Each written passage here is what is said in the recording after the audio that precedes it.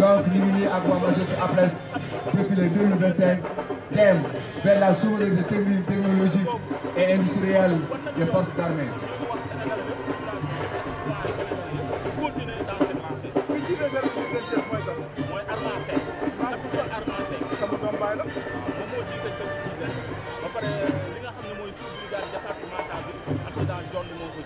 xam nga armée nationale Seydina Mohamed koor boo demee am na aaya bu mu ko bàyyil yow seen aaya xam nga lu mu leen wax am na zaafata minal iman set bokk na ci gëm yàlla kon maa ngi lay jaajëfal boo demee nuyu ñu ko léegi nag ñu dégluwaat tuuti nag ci ambiance ndax APLES a ngi nii war a ubbi ñi nga xam ñoo war a défilé à pied waaye chef Diedhiou déedéet bu ma sori ndax yow yaay suñu gët yaay suñu tum yaa ngi ñëwaat dawal doxantu ci sa dikkaat. Donc mon lieutenant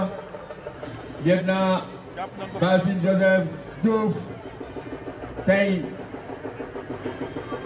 défilé bi soleil baa ngi tapé mi ñëpp ngi toog ñu ngi xaar les majorettes de APLES dirigées par le professeur Moustapha Lom. léegi nag APLES mooy ibil défilé à pied yi Abdou Fall Thiadio moo yor tambour major ba Abdou Fall Thiadio doomu Mëgëy Jaag ñi ko xamul mooy jëmb moo tàbbi woon ca teen ba ca théâtre ancien doomam Abdou Fall Thiadio sab xale yi moo yor tambour major directeur école bi mooy Lom APLES Lom Igo moom nag daa mën a jàngale ñaar mën naa jàngale ci alxuraan mën naa jàngale ci donc aujourd'hui c'est les troupes la troupe des majorettes de APLES qui passent devant nous et qui vont augurer du défilé militaire à pied.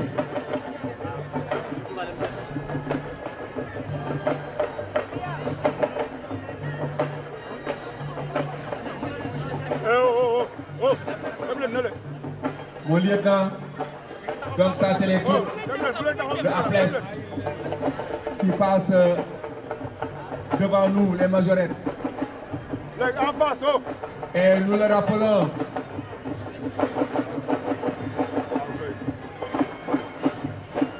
Donc ce sont les troupes de APLES qui passent et nous rappelons que les premières majorettes ont défilé pour la première fois le 4 avril 1975 sous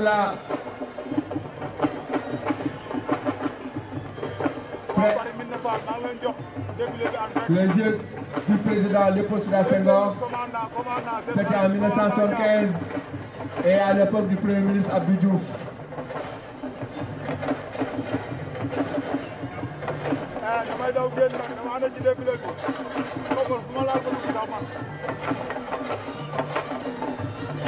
Donc waa APLES mi ngi nii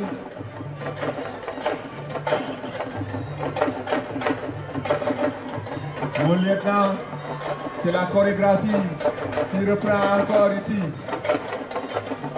Et il y avait les tambours majors. Et je rappelle qu'en 1975, il y avait Doudou Koumbaros, Ndiaye Rose, qui a initié ces majorettes le 4 avril 1975. Et c'était devant le président Léopold Sédar Senghor, le premier président de la République, et devant le premier ministre Abdou Diouf à l'époque.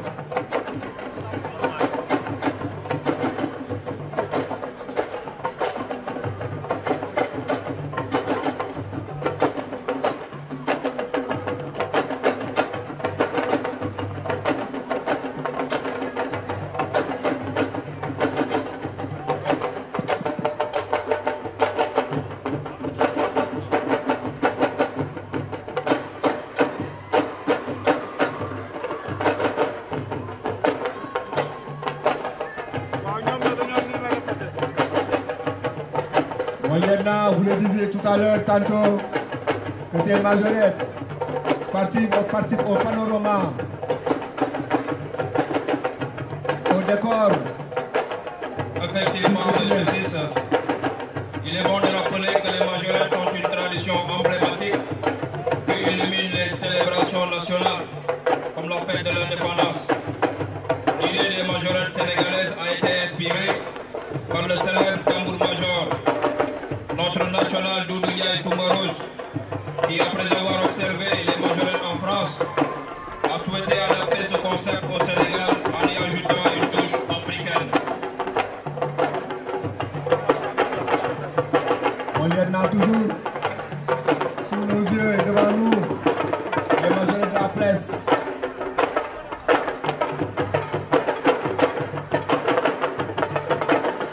Et c'est la grande chorégraphie. Et l'enchaînement et la coordination des mouvements.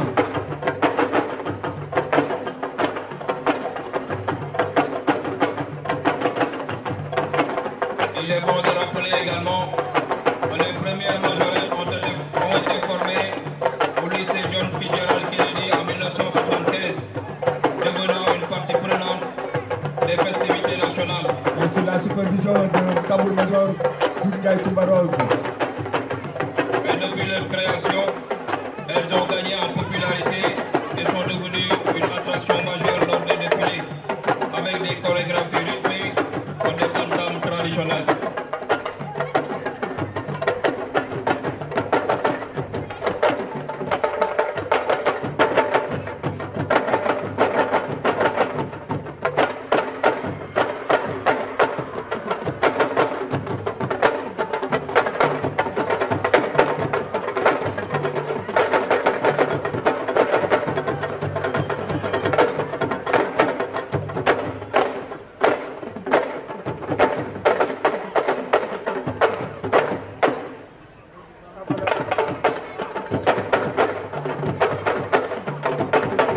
Toujours avec les majorettes de la presse.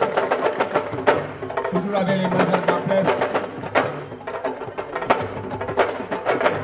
Et la coordination du mouvement et cette chorégraphie qui participe à la diversité culturelle, sociologique du Sénégal.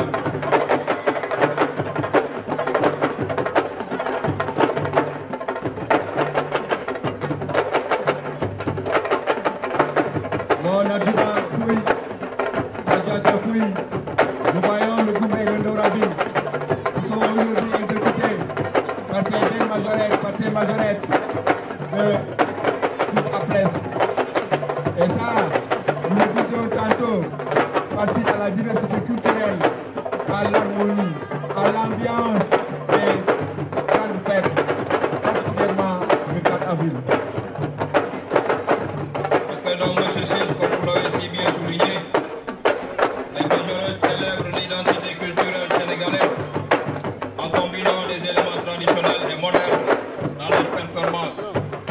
Voilà, c'est ça aujourd'hui.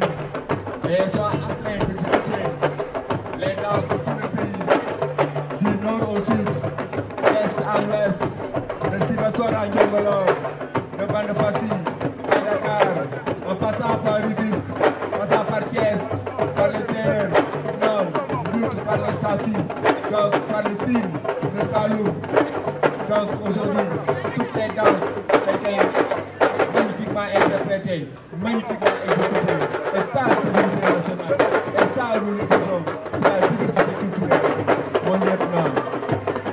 Donc il est vrai qu'aujourd'hui, les appartenances culturelles sont écrasées, les appartenances ethniques et religieuses sont écrasées, les appartenances politiques et sociologiques sont écrasées. Aujourd'hui, on ne parle que du drapeau national, on ne parle que du vert, que du jaune et du rouge, car c'est un drapeau qui nous rassemble, qui rassemble tous les Sénégalais comme une seule et unique personne. Et je rappelais tout à l'heure, mon lieutenant, que le Sénégal a le plus joli drapeau du monde, que le Sénégal a le plus bel hymne du monde, que le Sénégal a la plus magique des devises, un peuple, un but, une foi.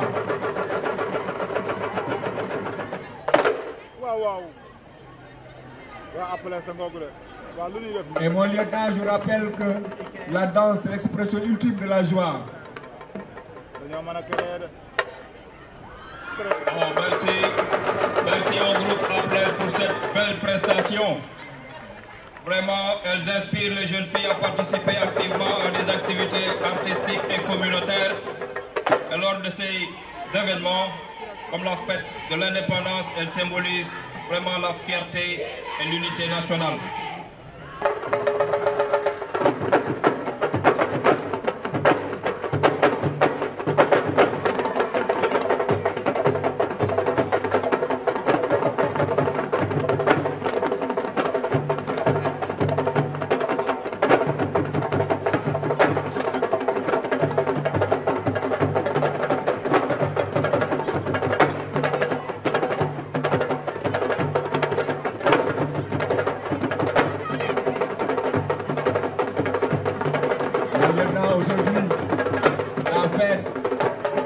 Est grandiose. C'est une magnifique fête, une grande fête, une fête solennelle où tout le monde est représenté. Tout est aujourd'hui ici, malgré le soleil. On est brave.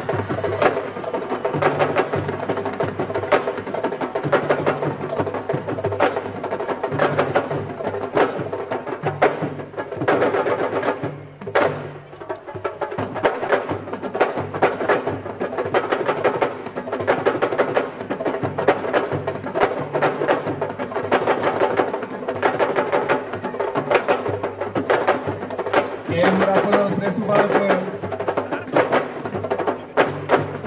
dans certains établissements, les majorettes sont choisis sur la base de la performance de leurs notes et de leurs moyennes.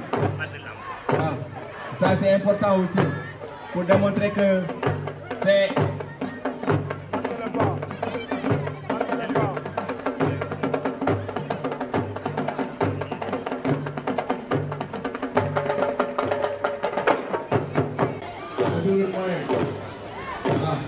ça c'est important aussi pour démontrer que c'est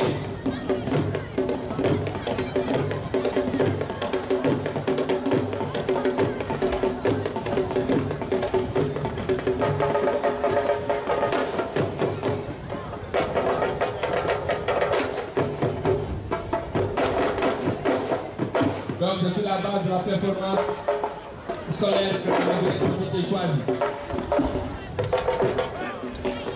C'est ça les choses aussi. C'est mon état.